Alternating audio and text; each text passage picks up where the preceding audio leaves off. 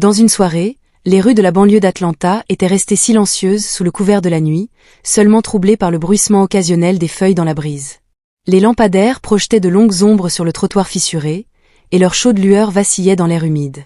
Le pouls de la ville semblait lointain, étouffé par les kilomètres de maisons résidentielles qui séparaient Samuel Lawson du centre-ville. Une tempête paraissait imminente, mais pour l'instant, tout était calme à l'intérieur de sa Cadillac noire. Samuel s'était penché en arrière, essayant de se détendre après une longue journée en tant que procureur général de Géorgie. Son travail ne s'arrêtait pas au bureau. Il passait la plupart de ses journées à naviguer dans les complexités des batailles juridiques, des affaires de corruption et du combat pour la justice. Ce soir-là n'avait pas fait exception. Les allégations de défaillance systémique, les affaires très médiatisées et l'influence constante de l'argent sur la loi tournaient encore dans son esprit, alors qu'il rentrait chez lui. La route devant lui était presque vide, à l'exception de quelques voitures garées et d'allées obscures. Le calme des rues de banlieue lui avait offert un sentiment momentané de paix, mais cette paix avait été brisée en un instant lorsqu'il avait aperçu le flash des phares dans son rétroviseur. Une Mercedes G-Wagon l'avait dépassé à toute vitesse, son moteur rugissant comme une bête libérée de sa captivité. La main de Samuel s'était crispée sur le volant, tandis qu'il regardait la voiture faire une embardée violente autour d'un virage, manquant de peu un piéton au passage piéton. Son pouls était accéléré, un conducteur ivre, songea-t-il. La vitesse était imprudente, la collision avec un innocent presque inévitable. L'instinct de Samuel s'était immédiatement éveillé. Il avait appuyé sur l'accélérateur, suivant la voiture à une distance prudente. Ce n'était pas une poursuite pour la gloire, mais une tentative d'empêcher une tragédie. Il avait vu trop de vies brisées par des gens persuadés qu'ils pouvaient s'en tirer impunément. 3 kilomètres plus loin, le G-Wagon avait brusquement viré à droite et s'était engouffré dans une station-service. Samuel avait ralenti sa voiture et s'était garé à l'extrémité du parking. L'endroit paraissait délabré, avec des néons délavés clignotants au-dessus des pompes. Le dépanneur était petit et faiblement éclairé. À l'intérieur, le caissier, absorbé par son téléphone, ne semblait pas conscient du chaos qui venait de se dérouler dehors. Le regard de Samuel s'était porté sur le G-Wagon. La portière du conducteur s'était ouverte, laissant apparaître une fille blonde qui en était sortie en titubant. Elle semblait à peine âgée de 15 ans, si Samuel devait deviner. Ses pas étaient maladroits, ses mains tremblantes alors qu'elle cherchait l'équilibre. Samuel n'avait pas eu besoin de voir son visage pour comprendre qu'elle était ivre. L'odeur de l'alcool était insupportable. Il était sorti de sa voiture et s'était avancé vers elle avec détermination. Il ne s'agissait pas d'imposer son autorité, mais de l'empêcher de remonter dans cette voiture. Et, avait-il dit d'une voix ferme mais calme, « Tu as bu, tu es mineur et tu ne peux pas conduire. » La jeune fille s'était tournée vers lui, les yeux vitreux, confus. Puis, elle avait éclaté de rire d'un ton moqueur. « Oh mon Dieu !» avait-elle lâché en baissant la voix. « Tu es le surveillant du couloir, ou quoi ?» Samuel lui avait bloqué le passage alors qu'elle tentait de retourner vers son véhicule. « Appelle quelqu'un pour venir te chercher », lui avait-il conseillé. Elle avait levé les yeux au ciel, exaspérée. « Pourquoi tu ne t'occupes pas de tes affaires ?» s'était-elle moquée. « Parce que tu es trop ivre pour être au volant », avait répondu Samuel, sa voix posée mais ferme. La jeune fille avait alors changé d'attitude. Son visage s'était déformé par une expression de colère soudaine. « Pour qui diable te prends-tu ? Tu n'as pas le droit de me dire quoi faire. » Samuel était resté calme, immobile. Il n'était pas là pour argumenter, seulement pour protéger. Mais avant qu'il ne puisse ajouter quoi que ce soit, le regard de la jeune fille s'était transformé. Elle avait reculé, sa posture se modifiant subtilement. Puis, soudain, elle avait crié. « À l'aide! À l'aide! Il m'attaque, et il essaie de me faire du mal. » Sa voix s'était élevée, perçant la tranquillité de la nuit comme une lame aiguisée. À l'intérieur du magasin, le caissier s'était figé. Un homme près de la pompe à essence s'était raidi. Les passants avaient commencé à se tourner vers eux. Samuel avait senti le poids du moment s'abattre sur lui. Une jeune fille blanche effrayée, les bras serrés autour d'elle, et un homme noir, grand et fort, debout devant elle. Il connaissait ce scénario. Il savait exactement comment l'histoire serait racontée. Mais il n'avait pas bronché. Au loin, il avait entendu les sirènes de la police se rapprocher. Lily Anderson, la jeune fille, se tenait devant sa voiture, tremblante. Son visage paraissait pâle, ses yeux agrandis par une panique feinte. Son jeu était impeccable, comme si elle l'avait répété 1000 fois. Et Samuel l'avait compris immédiatement. Ce n'était pas la peur qui l'animait, c'était la manipulation. Une première voiture de police était arrivée, peignant le trottoir de lumière rouge et bleue. Une deuxième avait suivi de près. Les officiers étaient sortis de leur véhicule, leurs mains planant près de leurs étuis. Samuel était resté immobile, son expression indéchiffrable alors que les policiers s'approchaient.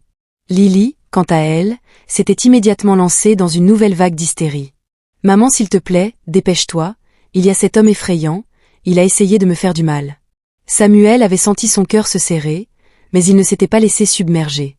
Puis, une Cadillac Escalade noire avait dérapé sur le parking. Victoria Anderson, la mère de Lily, en était sortie imposante. Son uniforme impeccable et son badge brillant sous la lumière ne laissaient aucun doute sur son autorité. Son regard glacial avait balayé la scène et s'était arrêté sur Samuel. À cet instant, il avait su qu'il ne s'agissait pas seulement de sa fille. Il s'agissait de contrôle, de pouvoir, et Victoria avait déjà décidé qui était coupable. « Victoria, tu dois écouter. » Samuel avait commencé, sa voix calme mais ferme. « Je ne l'ai pas touché. J'essayais de l'empêcher de conduire en état d'ivresse. » L'expression de Victoria s'était durcie. Sa mâchoire s'était serrée, et elle ne lui avait pas laissé une chance de s'expliquer. « Menotte-le. » Sa voix avait coupé le silence tendu comme une lame. L'un des officiers s'était avancé, sa main tendue vers les menottes. Samuel n'avait pas résisté. Il n'avait pas bronché, il connaissait le jeu auquel il jouait, mais il savait aussi qu'il ne serait pas leur bouc émissaire. « Attends une minute, » avait-il dit d'une voix basse mais ferme. « Tu n'as même pas demandé ce qui s'est passé. Tu la crois juste sur parole ?» Victoria ne l'avait même pas regardé lorsque les menottes s'étaient refermées autour de ses poignets. « J'ai toutes les informations dont j'ai besoin, » avait-elle dit froidement. « Ma fille est une victime, et c'est tout ce qui compte. » L'esprit de Samuel s'était emballé, mais son expression était restée neutre. Il savait ce qui allait suivre. Ils allaient l'arrêter, l'emmener et déformer les faits. Mais il n'était pas juste un accusé. Il n'était pas un homme ordinaire, pris en flagrant délit de mensonge. Il était le procureur général de Géorgie, et il n'allait pas laisser passer cela. Alors que les officiers l'avaient conduit vers la voiture de patrouille, son regard avait balayé la scène. Il avait vu les passants, les gens qui avaient été témoins de toute la scène. Certains avaient déjà sorti leur téléphone, capturant ce qu'ils croyaient être la vérité. Mais ce n'était pas encore la vérité. Les yeux froids de Victoria ne l'avaient jamais quitté, et Samuel avait senti le poids de son jugement. Mais il savait aussi que la vérité éclaterait bientôt. Tout serait révélé et quand cela arriverait, le récit changerait à nouveau. Cette fois, ce serait lui qui aurait le contrôle. Le trajet jusqu'au commissariat avait été étrangement silencieux. Samuel était resté assis à l'arrière de la voiture de patrouille, ses poignets toujours attachés par les menottes en métal froid. La ville défilait autour de lui entraînée de néons et d'ombres, mais son esprit était resté concentré, vif malgré la tension. Ce n'était pas la première fois qu'il se retrouvait dans une situation comme celle-là. Injustement accusé, face à un système qui était contre lui. Mais ce soir, il y avait quelque chose de différent. Les enjeux étaient plus élevés, et il pouvait le sentir. Lorsque la voiture était entrée dans le parking du commissariat, le corps de Samuel était resté immobile, sa posture droite. Son calme était délibéré. Il avait mené de plus grandes batailles que celle-là. Des salles d'audience pleines de fonctionnaires corrompus, des milliardaires manipulant le système, et des institutions pensant pouvoir contourner la loi. Mais ce soir, il n'était pas seulement un procureur, il était la cible. Lorsque la porte s'était ouverte, 2 officiers s'étaient avancés pour le tirer hors de la voiture. Samuel s'était déplacé sans résistance, son regard inébranlable. Il n'avait pas bronché lorsqu'il l'avait conduit à l'intérieur. Les officiers l'avaient examiné comme n'importe quel autre suspect. Leur visage était resté illisible, mais Samuel savait ce qu'il voyait. Un homme noir menotté, arrêté pour avoir prétendument harcelé une fille blanche. C'était l'histoire qui avait été écrite pour lui avant même qu'il n'entre dans le commissariat. L'intérieur du bâtiment était aussi stérile qu'il l'avait imaginé. Les lumières fluorescentes bourdonnaient au-dessus de lui, projetant une lueur crue et impitoyable sur tout. Les conversations s'étaient interrompues lorsqu'il était entré. Les regards s'étaient tournés vers lui. Certains l'avaient reconnu immédiatement. D'autres n'avaient vu que ce qu'on leur avait dit, un homme accusé, une victime déjà décidée. Il l'avait conduit dans une salle d'interrogatoire. Il y faisait froid. La pièce était faiblement éclairée, avec une table en métal boulonnée au sol. Samuel s'était assis, croisant les mains devant lui. Il n'avait pas supplié, il n'allait pas supplier. Il avait traversé trop d'épreuves pour laisser la peur prendre le dessus maintenant. Il savait que la vérité éclaterait. Mais cela prendrait du temps, et cela demanderait des efforts. Il était prêt à se battre pour elle. Les minutes avaient passé en silence, le seul bruit étant le bourdonnement sourd des lumières au-dessus. Samuel était resté assis, patient. Il n'était pas anxieux. Il avait vu la loi être déformée et manipulée au profit des puissants. Mais cette fois, ce n'était pas juste une question de défendre la loi. C'était personnel. Il avait été faussement accusé, et la vérité devait éclater. La porte de la salle d'interrogatoire s'était ouverte en grinçant, et les yeux de Samuel s'étaient tournés vers elle. Victoria Anderson était entrée. Elle était l'incarnation de l'autorité, grande, imposante, son uniforme impeccable. Pourtant, ses yeux avaient trahi autre chose. Une lueur de doute. Une étincelle de réalisation. Peut-être, juste peut-être, que le récit qu'elle s'était construit était sur le point de s'effondrer. Samuel ne lui avait pas parlé tout de suite. Il n'en avait pas eu besoin. Son attitude calme suffisait à montrer qu'il contrôlait l'instant. Victoria avait lentement fait le tour de la table, l'évaluant comme un prédateur évaluant sa proie. Ses pas étaient mesurés, calculés. Elle jouait un jeu, et elle pensait avoir déjà gagné. « Je dois admettre que j'attendais plus de toi, Samuel », avait-elle dit d'une voix douce, dégoulinante de condescendance. « Mais je suppose que toutes ces années à jouer le héros n'ont pas pu te protéger maintenant, n'est-ce pas ?» Samuel n'avait pas mordu à l'hameçon. Il était resté assis, la regardant attentivement. « Je ne sais pas ce que tu penses avoir gagné ici », avait-il dit, sa voix basse mais ferme. « Mais ce n'est pas fini, loin de là. » Victoria avait esquissé un sourire léger en se penchant vers lui. « Tu penses vraiment pouvoir me surpasser ? Tu crois que tes petites ruses juridiques vont te sortir de là ?» Elle s'était rapprochée, son visage à quelques centimètres du sien. « Tu as attaqué ma fille, et tu as essayé de la blesser. Tu penses que tu vas juste t'éloigner de ça ?» Samuel avait croisé son regard sans ciller. « Regarde les caméras, et tu verras la vérité. » La lèvre de Victoria s'était retroussée en quelque chose qui n'était pas tout à fait un sourire. « Oh, nous le ferons », avait-elle dit avec un rire moqueur. « Mais tu vois, Samuel, la vérité n'est pas ce qui compte ici. La vérité, c'est ce que je dis. Et c'est moi qui contrôle. » Samuel avait laissé le silence planer un instant. Il avait senti la tension dans l'air, épaisse et lourde. Mais il n'était pas intimidé. Victoria jouait sa main, mais elle ne réalisait pas qu'il restait une carte à Samuel. Il était prêt. Samuel était resté assis sans répondre immédiatement, son regard n'ayant jamais quitté Victoria.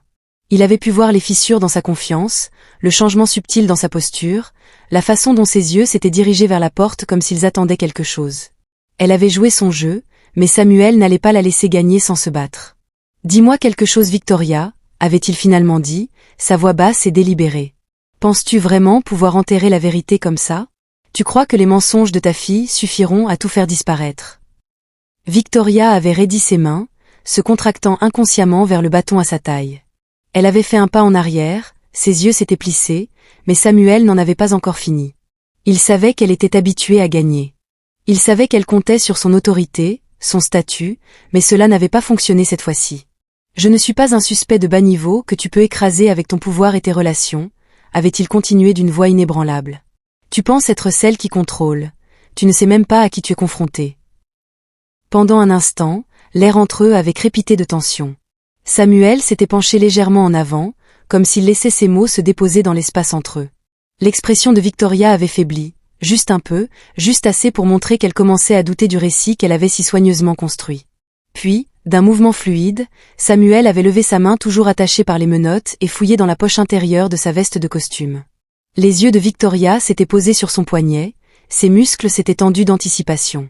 Pendant un instant, elle avait semblé prête à passer à l'action, mais Samuel n'avait pas bougé plus vite. Son mouvement était resté délibéré, contrôlé, calme. « Que fais-tu » avait-elle demandé d'une voix froide, mais avec une note d'incertitude. « Je vais juste chercher ma carte d'identité », avait répondu Samuel d'un ton décontracté.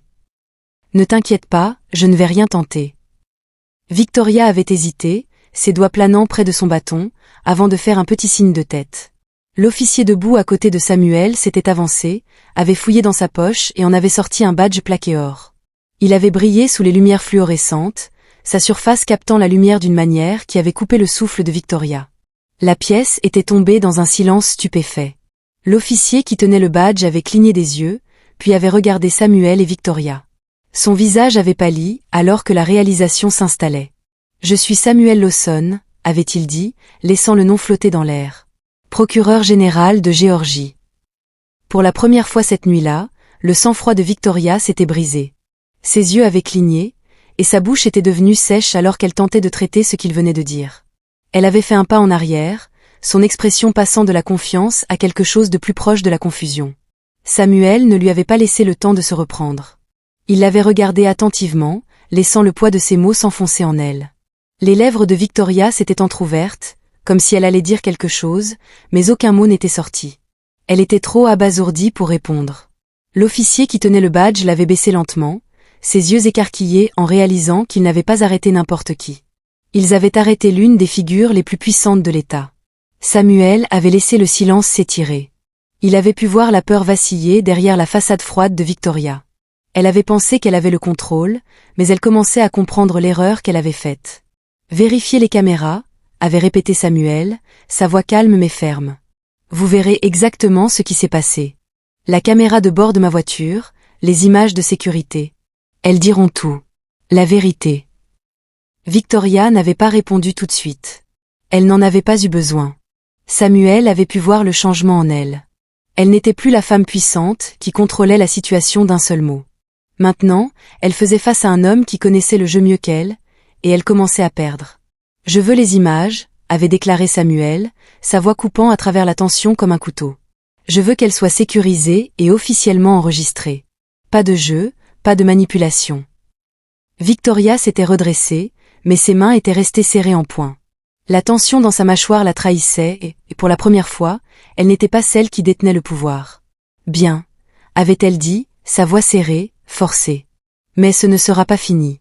Tu le regretteras. » Samuel n'avait pas tressailli. « On verra bien », avait-il répondu doucement, mais avec une certitude qui ne laissait aucune place au doute. « Parce qu'après ce soir, tu n'auras pas seulement une carrière à te soucier, tu en auras beaucoup plus. » La pièce était restée épaisse de tension alors que Victoria Anderson était restée figée, son expression se durcissant sous le poids de sa perte. Pour la première fois cette nuit-là, elle semblait vulnérable, incertaine de son prochain mouvement. Son emprise sur son sang-froid glissait, et Samuel le savait. Le silence avait plané dans l'air, seulement brisé par le léger bourdonnement des lumières fluorescentes au-dessus de leur tête. Les poings de Victoria étaient serrés, ses articulations blanches. Elle n'était plus la figure puissante qui était entrée dans la pièce avec autorité. Maintenant, elle n'était plus qu'une femme réalisant la gravité de son erreur. Les mensonges de sa fille, sa propre manipulation, s'étaient effondrés. Samuel avait changé la donne, et la vérité était de son côté. « Je m'attends à recevoir les images dans l'heure », avait-il dit d'une voix calme et inflexible.